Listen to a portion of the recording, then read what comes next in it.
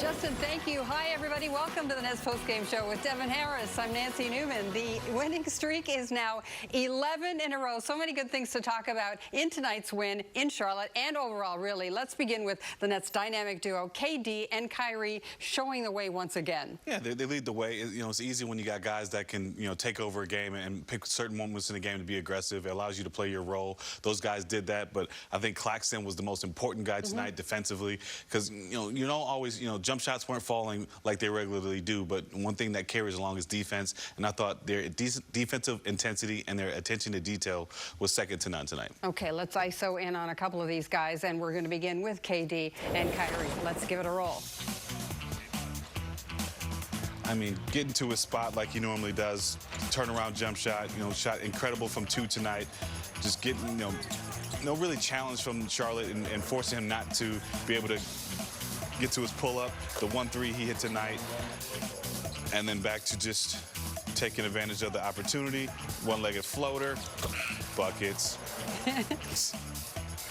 23 points for KD tonight. Kyrie now.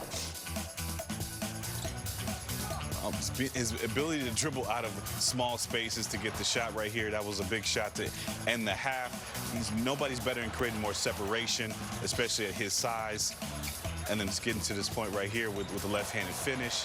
These guys had their way with Charlotte's defense tonight.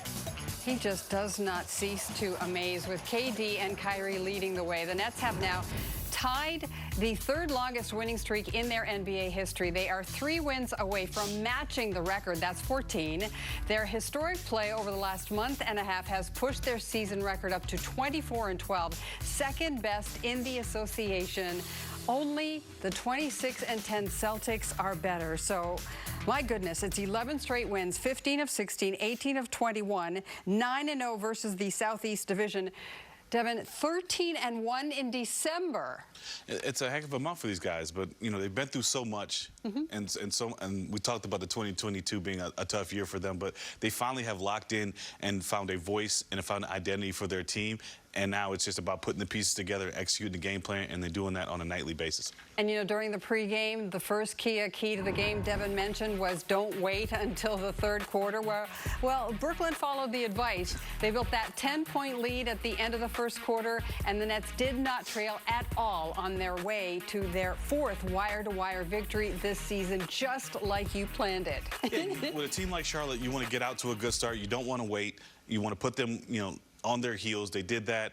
Second quarter was okay. Third quarter, they kind of treaded water. And then fourth quarter, they delivered their knockout punch. But with a team that you're supposed to beat, you don't want to wait until the third quarter. You don't want to give them life. And they didn't do that. And wire-to-wire victory, that's when you're taking care of business. Yeah, because at one point, LaMelo Ball in that third quarter tried to bring them back on his own, but they had none of that. And also, Nick Claxton, you mentioned him. He was another key. 6 blocks again today, 2 straight games. I mean, his ability to guard, all 5 positions, and his ability to protect the rim really helps his defense out because they play small, but he's so instrumental in what they're doing defensively. He's finding his identity as a player and how to be effective.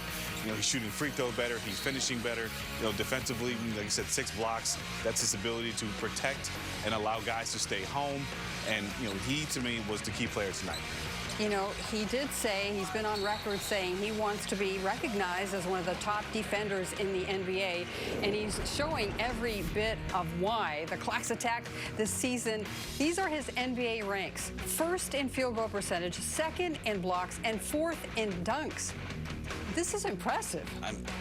But playing against, playing with guys like Kyrie and Kevin, offensively, you're going to get opportunities because there's going to be a lot of double teams. But more impressively, defensively, he's starting to find how you can be effective. You're studying guys because he's got to guard 5 guys out on the perimeter.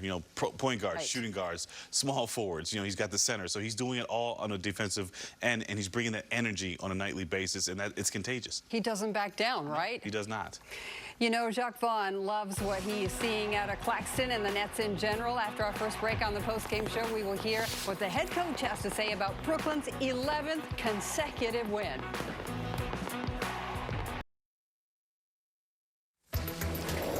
We're back back with final stats from the Nets and Hornets. Brooklyn shot exactly 60% from the field, hitting that mark for the 4th time this season. They also did a great job guarding the perimeter against a Charlotte team that has a few dangerous three-point shooters. But, Devin, you want to focus in on the bench. Yeah, anytime your bench scores 42 points and gives, a much-needed break to KD, only playing 30 minutes tonight, and you give those guys a chance to gain some confidence and make some shots, it helps your team because you're going to need one of those guys in a situation where it's a tight game. And when they have that confidence to be able to improve on their offensive abilities, it's a win. The Nets, they've now won 11 in a row, 6 straight on the road, and improved to 9-0 versus the Southeast Division. Things are trending upward in a big way for Brooklyn. Let's get the post-game thoughts of the head coach, Jacques Vaughn. Jacques, you told us that you were looking forward to seeing the team's approach for this game. What did you think about how you guys were able to kind of sustain the lead, go wire to wire? Yeah, great that we, really, they had 22 points in the first quarter, so really put our stamp on the game early, and then we were able to use our rotations in depth to extend some leads a little bit. But first quarter, 32-22 was the start of the game, and we wanted to come out with the right mindset, which we did. Steve Clifford mentioned that during pregame, how you're able to use your various rotations and how you're always successful. What have you seen about the certain different lineups that had allowed you guys to sustain it? Yeah, we try to use it to our advantage. Just even in that second quarter of being able to have Kai and Yuta out there at the same time. The end of the first where you have Yuta and Kevin out there at the same time. So the opposing coaches, you got to see if he's going to stay big. Is he going to go small? Is he going to change his lineup? Gives us some flexibility, especially we can play Ben without Ben and Nick by himself, which we did to start the fourth quarter. So the flexibility we've been able to use to our advantage for sure. Chuck, you're digging back in on the mindset. I mean, this was, when you look at the guys that are missing from this team, it's New Year's Eve, end of a road trip. I mean, this very easily could have been a game where guys' focus was somewhat less than 100%. How encouraging is it from your point of view just that the guys were dialed in and pretty much stayed dialed in? They didn't let it get down to 2 or 4, some kind of dramatic thing like that. It really does show some signs of growth from our team. I think, we were pretty much locked in at the beginning of the game. We talked about finishing the year out strong, and guys were ready to play. And I think it does, Brian, show some growth from our team. Just the accountability piece from each other, whether it's different plays throughout the course of the game that they're talking amongst each other, looking at the iPad together, figuring some things out. So we've come a long ways, and to finish the year off strong with a team who could easily put points on the board with the lineup that they had out there. So good effort by our guys, for sure.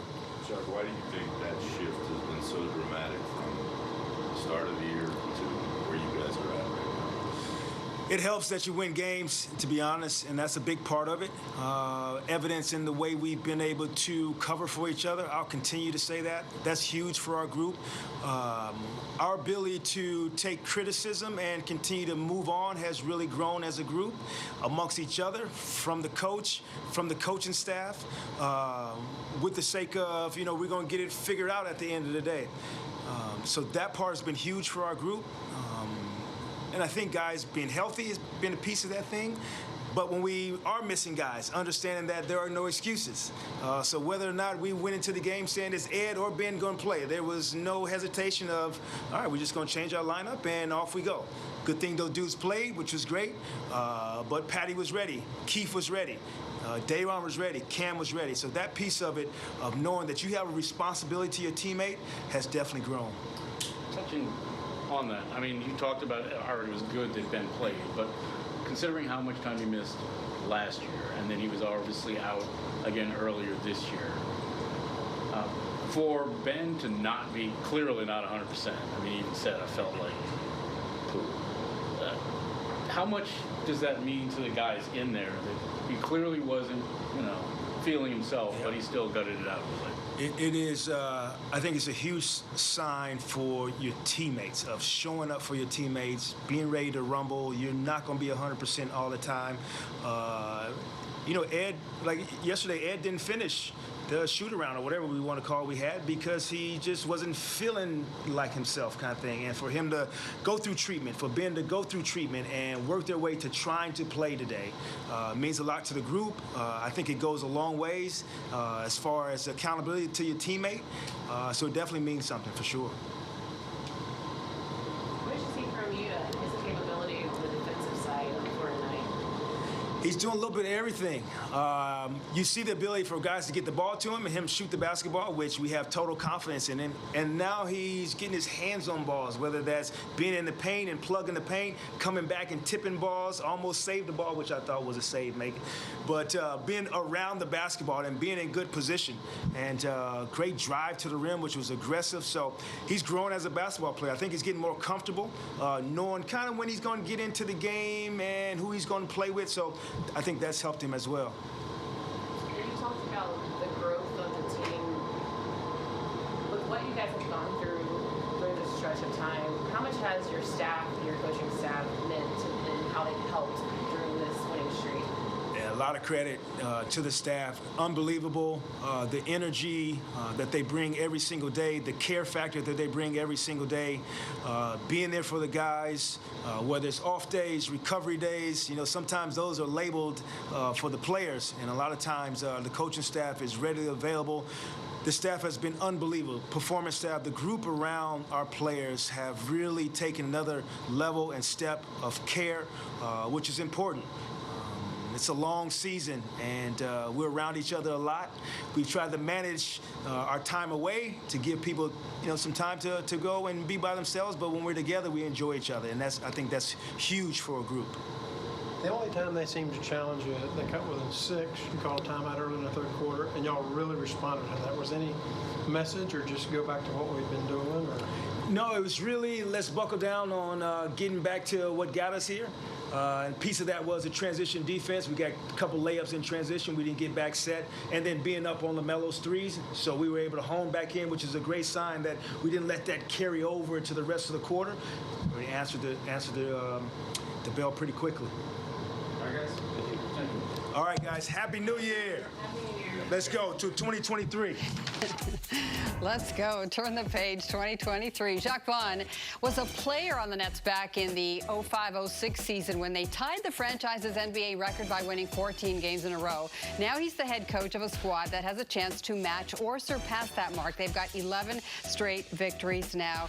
He said a lot there. Grown as a group, health certainly one of the biggest elements in this turnaround and the winning streak. What do you think is the biggest factor? They are playing with such joy. I think, playing with much joy, enjoying playing with one another, being unselfish, being able to move the ball, trusting one another. But I think, it comes from the top. And when you have a coach that's consistent and is communicating and the message is clear, it makes it a whole lot easier to come out and just want to run through a wall for your teammates. And if you had to summarize and encapsulate what his message is, describe it for us. Well, at first they said it was trust. But, it takes time to build that trust. So I think now it's just win the day. And every day, if it's a practice, if it's a game, they're trying to win the day, and everybody's locked into that message. It's working. Time for another break on the post-game show. Stay with us. We've still got more to come as we continue to break down the Nets' 17-point victory in Charlotte, their third win over the Hornets this season.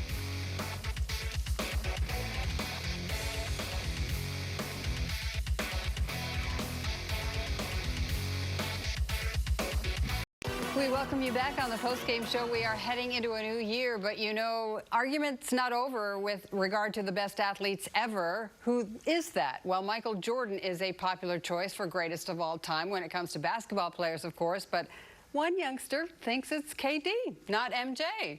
Tonight we saw a 12-year-old fan in Charlotte holding up a sign calling Kevin Durant the GOAT. The man himself noticed and acknowledged her with that nod. How sweet is that? We don't think her answer will be changing anytime soon. In fact, I think she's probably more locked in. Kevin Durant with a nice night, 23 points in just short of 30 minutes and some much-needed rest, as well as he did not have to see any action at all in that final quarter. Here's KD. About finishing out the year right, meaning, whatever, calendar year right, being focused. How encouraging was it for you guys to start the game the right way? Stay focused and not kind of take your foot off and let them get tied or down to one. Yeah, it was key. I mean, we know that this team can get hot. They struggled to shoot a 3 early in the first half. So we knew they was going to come out and make a run there in this third quarter, which they did. They cut it to 6, I think, like twice.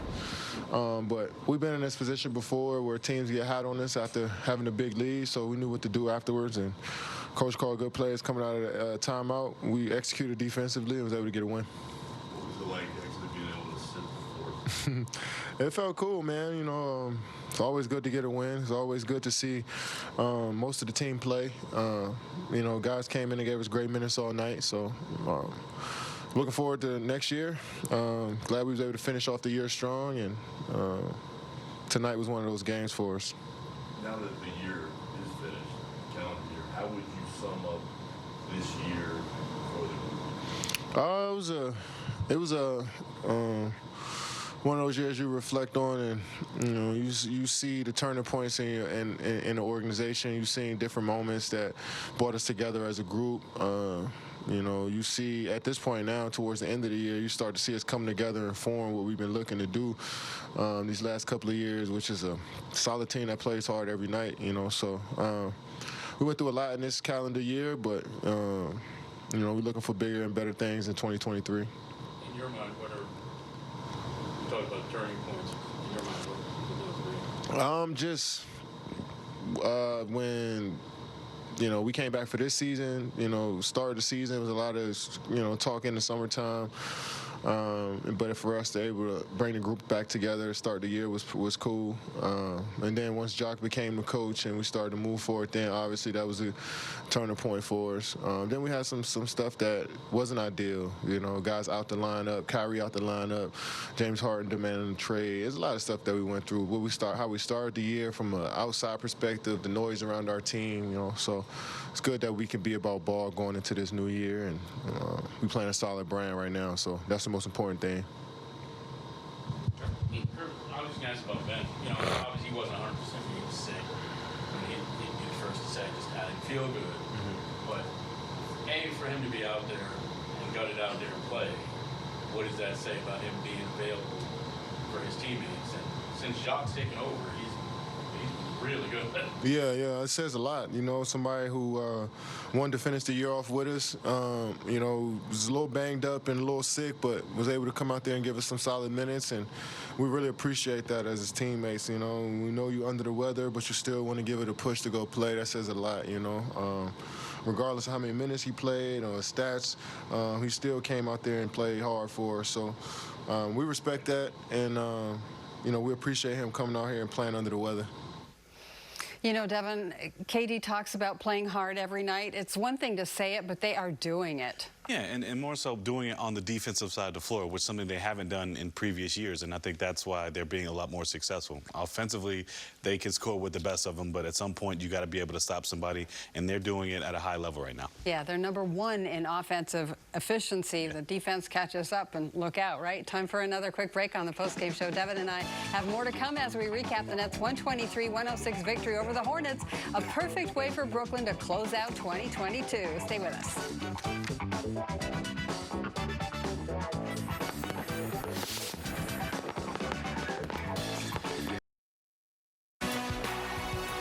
The Nets post-game show on Yes is brought to you in part by the New York Lottery.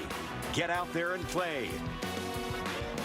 Welcome back. It's a 123-106 Nets win in Charlotte. Tonight we are going to dig into the full game highlights. Here we go. Things started off well and really stayed that way. A little over 5 minutes left in the first quarter. It's Kyrie Irving.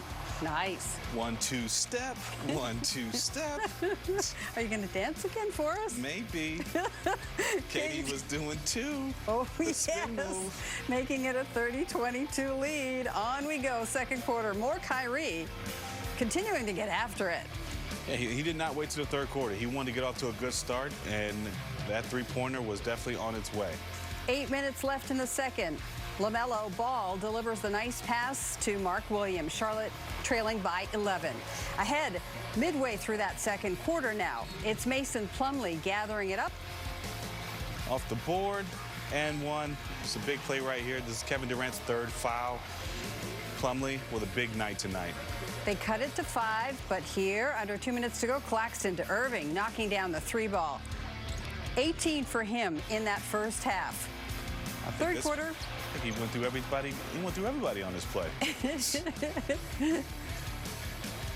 Gordon Hayward finding LaMelo. LaMelo came out 1 for 6 in the first half, wanted to make a stand in the second half, and he did that. He came out and tried to bring him back single-handedly in this third quarter. Charlotte Battling back. But then Royce O'Neal finds the cutting Kyrie Irving. Oh, my goodness. 75-67. Gorgeous. A few possessions later, KD joins the three-point party. How about a 27-footer? Seth Curry with the good pass. Another one to Yuta, the shooter, in his spot. Where you're going to find him? In the corner. I love that. Early in the fourth quarter, Royce O'Neal on the break. The soaring Edmund Sumner, the birthday guy. Nets continue to pull away. Big-time answer. Then following another Claxton block, it's Kyrie. Block party. Pushing the pace. Giving it to Royce O'Neal, who's been shooting lights out lately from the corner, and that's what you call team basketball. And a 21-point lead. 4 minutes to go. Kyrie coming off the screen. Little finishing touch. Nets go up 118-96 and put it away 123-106. The game summary is brought to you by Infinity. By extending their winning streak, the Nets finished their best month ever, going 12-1 in December. The only loss took place December the 4th against Boston. LaMelo Ball had a big game after missing the first two meetings between these two clubs this year. O'Neal hit 4 three-pointers. Let's go back to Charlotte for his thoughts. Right. Royce, what did you see that allowed you guys to go wider and sustain the lead? I mean, I think, our defense intensity picked up. We was all boxing out, getting those defensive rebounds, and then executing on the offense, fast breaks, executing in the half court, and just knocking down shots. When the Hornets went on that run that third quarter and Jock called a timeout, and then you guys respond, what was said during that timeout that got you guys going? They made their run. We got to keep our composure. Now it's time to make ours. Fix the little things that we've been messing up on, take away their open threes, and then just play our game. Jock told us that the message going into this game was play for the now and go take it game by game. To end the year on an 11-game winning streak, what does that say about this team and what statement that the team is making right now? It means a lot. Like you said, taking it game by game, not looking forward. And I think, just every game coming in with a game plan, executing, everybody playing hard, and, having fun. New Year's resolution? I ain't got there yet. I guess I got a couple more hours for that. So. Got a couple more hours. All right. Thank you. Yeah, we're counting down. Another break here on the postgame show, 123-106. The final coming up, Kyrie Irving on this final day of 2022.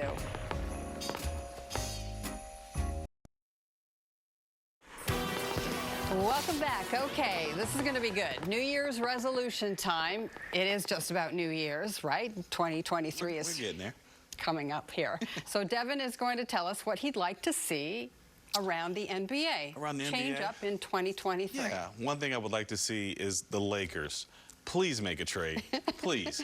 LeBron, 38, having to score 47 points a night just to get a win. We're wasting some of his better later prime years and not seeing him in the playoffs. Please, you got two first-round picks. Just pull the trigger and get this man some help. That's one. Okay, that's one. That's one. Two, okay, we are now starting to call more travels, which I love to see. But with the referees, I would like them to be a little bit more consistent. Call them either all the time or just not at all. Too much in the middle, too much indecisiveness. I'm still seeing guys travel, and they're not calling it. So just be a little bit more consistent with that. That's number two. Okay. And number three is, as we saw Dirk statue being risen on Christmas Day, we're watching Luka transition into greatness. 60-point game the other day. He's another guy. Please, Mavericks, get him some help. The fact that he needs to score 40 or 50 a night just to get a close win on bad teams shows me that they need a little bit more help in Dallas as well. Luka scored 51 tonight. Yes. You know all about Luka. I do. I do. Do you have one for the Nets? Just get healthy. Just get healthy. Okay, that sounds good. Kyrie Irving, well, he's just been spectacular, hasn't he?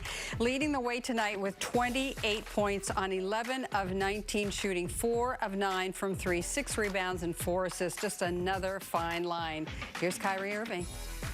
So well right now for everybody. I think we're just playing the game the right way, and it's rewarding us, playing hard on both ends of the floor. And yeah, I think when we're doing that at a high level, it shows in the results. I apologize. How rewarding is it to see the concentration level kind of not lag at all? I mean, you guys came out with the right intentions, but you also didn't let this game get dramatic in the end. Yeah, no, I don't think when it's a game that there aren't any late game heroics, I'm happy. You know, to be honest with you, just because the game is easily winnable, and that's the object here. And when I see guys getting it going and making aggressive plays, I mean, it makes a huge difference energetically for our team, gives us confidence, and it makes my job a lot easier. Just go out there and just have fun in the fourth and just play the game the right way. So it feels good. Kyrie, how would you sum up this year for the group? I mean, every day is still being written, so I don't think a year in reflecting is necessary right now, but we just want to continue putting our best foot forward for one another, and more importantly for ourselves as professionals. So I just want to continue to be consistent, stay focused and disciplined. How encouraging was it? I mean, obviously, you know, Ben missed his time last year. He got hurt earlier this year. And he wasn't 100% today. I mean, he's clearly sick. But he went out there so that he could fight alongside you guys. Just how encouraging is that, and what does that mean in the locker room? It's very encouraging. I mean, anytime one of your teammates is selfless enough to put their body on the line for you, you don't take that moment for granted. You know, because obviously he's putting himself at risk, and we know that. He was sick, he's not feeling well, but he felt called to play, and you got to honor that. He gave us everything he had, and we came out with a win. So we clearly achieved our mission for today, and that's just to win the ball game and get out of here and go celebrate with our families. Kyrie, how important has Jacques been in keeping the focus on whatever's going on that day? I think he adds a level of I don't know if it's comfortability, but you know, he gives you an ease. You know, when you come into the locker room, nothing's forced. You know, he's not too high or too low. He's just holding himself to a high standard and exemplifying, you know, what a leader should look like. You know, so as our head coach, as our leader, I think I've been able to learn some things from him, and that's just being able to have relationships with everybody and being able to get the best out of everybody. And, you know, that's been the lesson for me. I felt like this year is just learning how to get the best out of everybody instead of, you know, trying to do it all yourself or trying to overthink the game. You know, when you got good pieces in that locker room, good coaching staff, I mean, it's the level of play should raise and it should get easier. Okay, one final break here as we close out 2022. Up next, Yuta Watanabe and final thoughts. We'll be right back. Welcome back. The Nets reserves big-time contributions this night. 42 total bench points. Yuta Watanabe, 11 points for him. He's such a perfect complement. He was 2 for 5 from 3 on this night and a career-high 5 steals. Here's Yuta, the shooter. You had 5 steals. 5 steals tonight. How did you do it? I don't know. I didn't know I had a 5. It just, you know, like, I was able to, like, develop my game because coaching staff trusting me, giving me a lot of minutes. So, and, you know, I don't know how I got 5 steals, but, you know, I'm glad that I got career high 5 steals. The 3 ball wasn't falling early in that first quarter, and you know you knocked down 2 from that corner 3. Seth found you. Was it a matter, once again, like you told us before, being open? Yeah, you know, like I wasn't worried about like I missed the first 2 shots, but I mean, first miss was ugly. It was almost avoided, but and just keep shooting with the confidence. That's what I've been doing. Since the first day of this season. So no matter what, just keep shooting. I know my teammates gonna find me. Like you said, Seth gave me a great pass. I think the other one came from Royce. And just trusting the team. So, you know, it was it was a great team effort. Do you feel like your game is growing at this point? I mean, when you look about getting your hands on balls there and you were driving, going to the rim a lot more? Yeah, obviously, they start taking away. I know. They start taking away my threes. So I gotta start. I gotta, start find the other way to finish. And I think I've been proving that I can drive and that I can finish. So I just gotta keep working on it. And then if I start doing that, then I think defender is not gonna know what I'm gonna do. So I'm gonna still keep shooting threes or kind of stuff. So it was good to see myself attacking the rim, finishing around the rim. How much fun has it been during this 11-game winning streak? It's been really fun. As I think you guys can tell. We having fun on the floor, having fun on the bench, in the locker room, in the practice.